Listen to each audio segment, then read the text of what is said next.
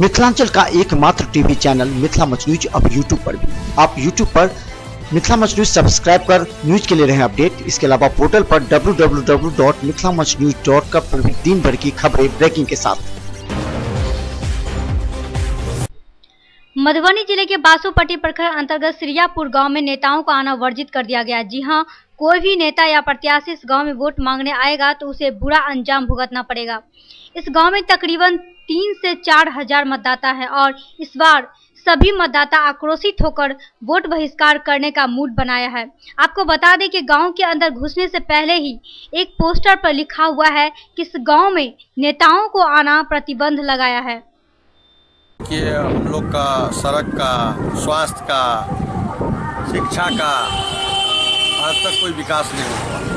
आज सिरियापुर से खिरहर जाने वाली सड़क की वर्षों से जर्जर स्थिति है। सिरियापुर से राढ़ जाने के लिए ब्रह्म स्थान भैयापट्टी गांव में पड़ता है, सिरियापुर पंचायत में। वहाँ की कंडीशन बहुत ही जर्जर स्थिति है।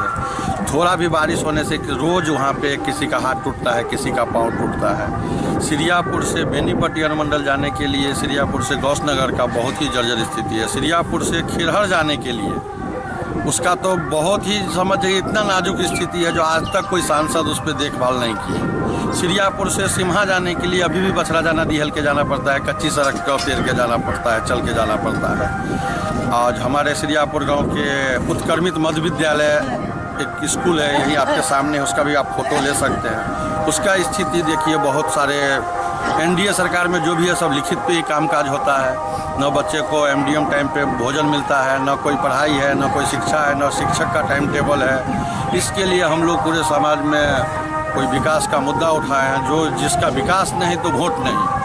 कोई भी सांसद आता है, भरोसा दे के, आश्वासन दे के चला जाता है, घोषणा करके चला जाता है।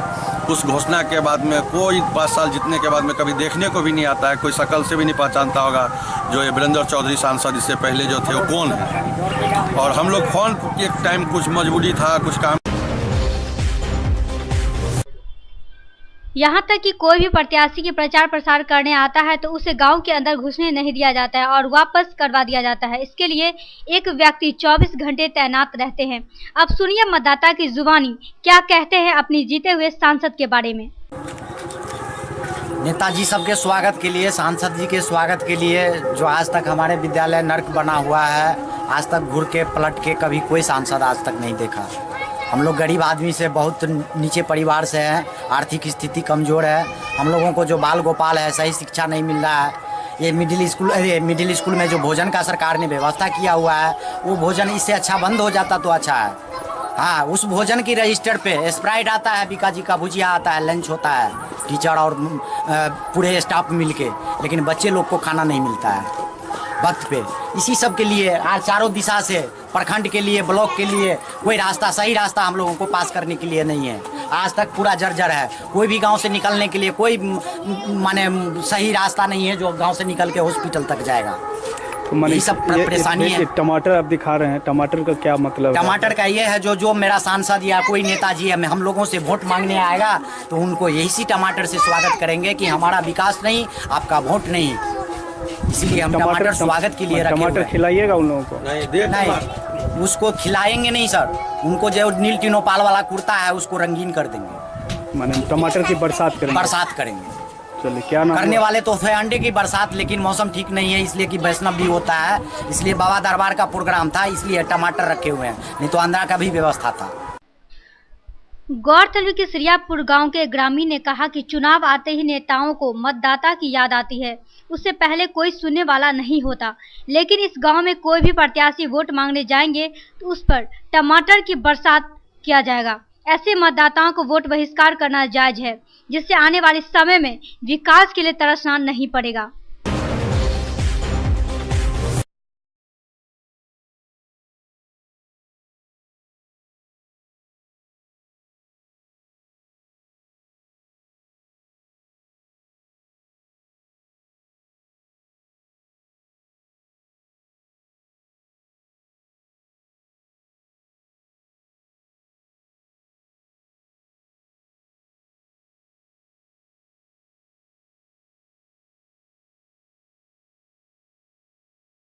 थे, वहाँ के लोगों ने चुनाव का बहिष्कार किए हैं फिर भी हम लोगों ने उनके समर्थन में गए थे। वहाँ पर कुछ भी विकास नहीं हुआ है। नीतीश बाबू जो है विकास पुरुष जो हैं, खाली विकास के नाम पे ढकोसले की बात होती है। विकास का कुछ भी जो है, रोड तक वहाँ पे अभी भी जो है बराबर नहीं है। इसलिए गांव वालों ने जो है वहाँ पे जो है किसी भी पार्टी, राजनीतिक पार्टी को घुसने नहीं दे रहे। आप भी गए थे तो हमको भी विरोध का सामना करना पड़ा। फिर भी हमारे वहाँ पे जो है कुछ ऐसे व्यक्तिगत संबंध के कारण हमको वहाँ पे जाने दिया और उन्होंने अपनी सारी बात जो है हमको बताई। और उस बात को हम जो है अपने संकलन में लिया है और उसको जहाँ तक हमसे होगा वहाँ तक हम जरूर करेंगे। लेकिन यहाँ की सरकार जो है कुछ भी करने को राजी नहीं है। वहाँ से आगे हम लोग गए थे गौस नगर, और एक वहाँ पर भी वो लोगों का वही था कि कोई भी जो राजनीतिक पार्टी का कोई भी नेता आता ही नहीं है। आप पहले आदमी हैं कि हम लोगों के पास आए हैं।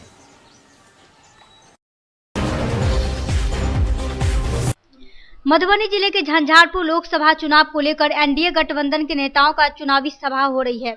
एनडीए प्रत्याशी रामप्रीत मंडल के पक्ष में गुरुवार को एनडीए गठबंधन के बिहार के मुख्यमंत्री नीतीश कुमार, उप मुख्यमंत्री सुशील कुमार मोदी और रामविलास पासवान झंझारपुर पहुंचे और अपनी विकास गाथा के बारे में लोगों को खूब बताया।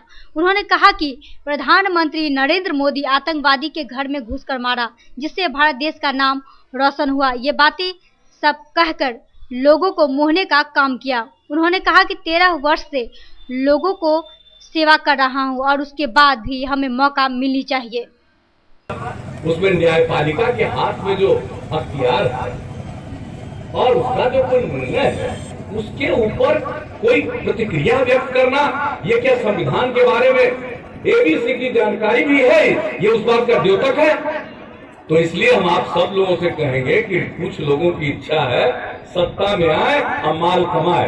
हम लोगों को सत्ता में बैठाए, हम इसको मानते हैं कि सेवा करना और समाज के सब वर्ग की सेवा। वहीं दूसरी तरफ मुख्यमंत्री नीतीश कुमार ने लोगों से 23 अप्रैल को होने वाली चुनाव को लेकर बताया कि सबसे पहले मतदान करें, फिर जलपान करें। वृद्धावस्था पेंशन, सब वृद्ध लोगों को पेंशन नहीं मिलता था। बीपीएल के नीचे जिनका नाम था उन्हीं को मिल रहा था। लोग लड़ाई नहीं थे, यदि लड़ाई थे तो वो अपना लड़ाई थे, जब हम अपना बूथ पर आम जनता के लिए लाभदायक सूचना अधिकार अब महंगा पड़ने लगा है। नीतीश कुमार की सरकार ने यह 2005 ईस्वी से लागू की थी कि कोई भी आम जनता किसी भी सरकार से सवाल जवाब कर सकते हैं। इसके लिए आरटीआई कानून को पारित की गई, लेकिन सूचना अधिकार से सवाल करना एक युवक को काफी महंगा पड़ गया। जी हां, मधुबनी जिले के लदनिया प्रखंड अंतर्गत बरहा गांव स्थित एक मध्य विद्यालय के प्रधानाध्यापिका से सूचना अधिकार कानून से सवाल करना कुछ लोगों को महंगा ही नहीं बल्कि जेल की हवा भी खाना पड़ा। दरअसल 2014 से 2015 ईस्वी में छात्रवृत्ति राशि घोटाला कर दिया गया था।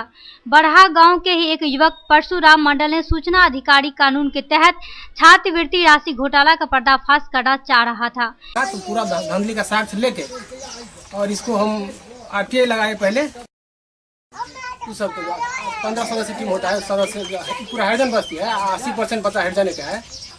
तो लेकिन इनको क्या पता कि यह सूचना अधिकार के तहत सवाल करना इनको जेल की हवा खिला सकता है। इसकी वजह से गांव के एक युवक ने प्रधानाध्यापिका समेत प्रखंड शिक्षा पदाधिकारी से भी सूचना अधिकार तहत डिमांड कर दिया गया था, लेकिन आरटीआई से डिमांड किया गया सवाल का जवाब नहीं दे पाया। जिसके बाद आरटीआई मांगने वाले युवक को मध्य विद्यालय में बुलाकर विद्यालय के रूम में बंद कर दिया गया। फिर उसके बाद जब गांव के ही ग्रामीण लोग जब तक जुटे तब तक प्रधानाध्यापिका महोदया ने पुलिस को फोन करके उनको गिरफ्तार करवा दिया। वहीं दूसरी तरफ जब इस गांव के कुछ लोग बीच बचाव करने गए तो उनमें से 7 लोगों का नाम दर्ज कर उन पर एफआईआर करवाया गया, जहां अंधी पुलिस ने भी 7 व्यक्तियों को जेल भेज दिया, जिसमें 2 महिलाओं का भी नाम शामिल था और उन 2 महिलाओं को भी जेल के सलाखों में भेज दिए गए। अब सवाल यह उठता है कि एफआईआर में लदनिया थाना की पुलिस प्रधानाध्यापिका के तरफ से धारा 307 भी लगाया था, जबकि महोदया को सर पर कहीं भी चोट नहीं आई थी। जब यह बात मीडिया के थ्रू महोदया से पूछा गया तो उसने धारा 307 की बात पुलिस पर थोप दी, वो भी प्रखंड शिक्षा पदाधिकारी के समक्ष ही, और कोई कुछ नहीं बोला क्योंकि प्रधानाध्यापिका का बोलबाला है।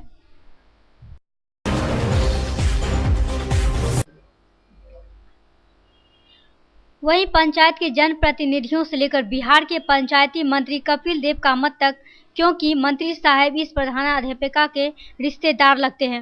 लदनिया थाना के पुलिस ने बिना जांच किए हुए 7 लोगों को एफआईआर करके जेल भेज दिया, जिससे गांव के ग्रामीणों में काफी आक्रोश है। अब देखना है यह है कि मीडिया में आने के बाद शिक्षा विभाग के आला अधिकारी क्या ठोस कदम उठाते हैं, जिससे छात्राओं की हकमारी की गई पैसों को वापस करवाते हैं कि नहीं।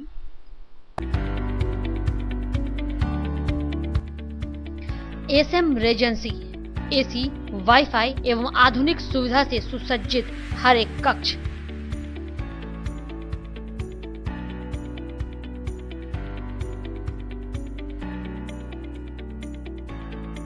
यह सहित बेकरी के कई आइटम उपलब्ध।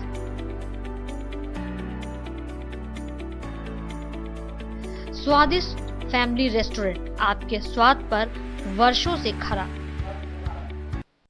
आपकी संतुष्टि हमारा विश्वास, अवश्य पधारें।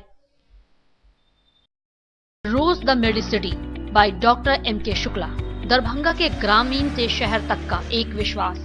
रोज द मेडिसिटी, इमरजेंसी, शिशु एवं सामान्य के साथ हर चिकित्सीय व्यवस्था।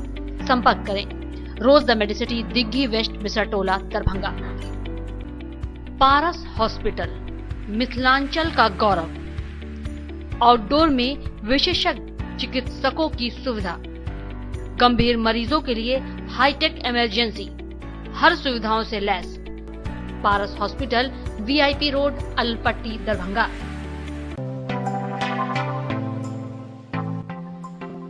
Metro test tube baby centre, Bakarganj, Darubhatti Chowk के आगे, बिहार स्टेट हाउस के सामने। बिहार का पहला अत्याधुनिक आईवीएफ लैब दरभंगा में। इमरजेंसी सेवा के साथ सभी स्वास्थ्य सेवा उपलब्ध।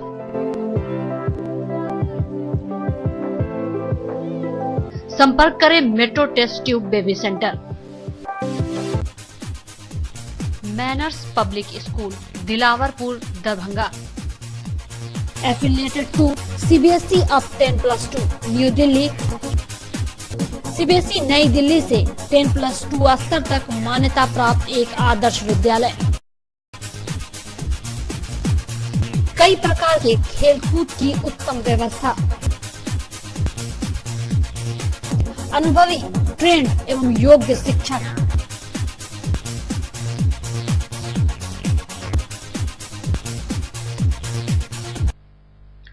जल्द संपर्क करें Manners public school, Dilawarpur, Darbhanga. Don Bosco school, BP Pakar, Darbhanga. CBSE 10+2 नई दिल्ली द्वारा मान्यता प्राप्त विद्यालय। सीसीटीवी की निगरानी एवं डिजिटल बायोमेट्रिक उपस्थिति की व्यवस्था। नामांकन प्रारंभ, जल्द संपर्क करें don Bosco school, Bibi Pakar, Darbhanga. Saint Columbus English School, Shivaji Nagar, Darbhanga. निःशुल्क कंप्यूटर शिक्षा, स्मार्ट क्लासेस की विशेष व्यवस्था। सीसीटीवी कैमरा द्वारा आपके बच्चे की सुरक्षा की विशेष व्यवस्था। नामांकन के लिए संपर्क करें Saint Columbus English School, Shivaji Nagar, Darbhanga.